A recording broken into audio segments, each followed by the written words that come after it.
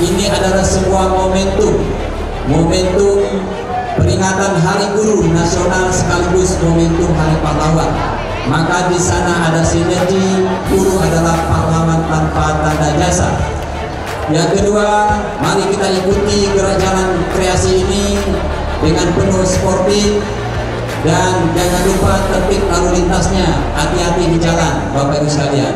Dan yang ketiga, semoga kita tetap dalam kondisi sehat walafiat bersama keluarga tercinta.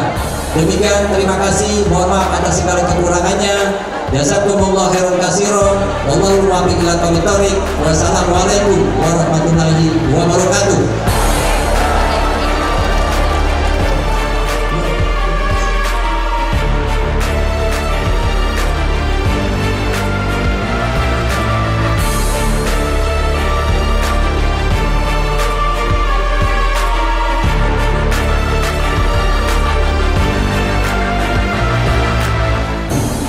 Maka kami mohon kehadirannya, tolong kami guru-guru ini menjadi perhatian yang luar biasa dari pemerintah provinsi dan kota kabupaten.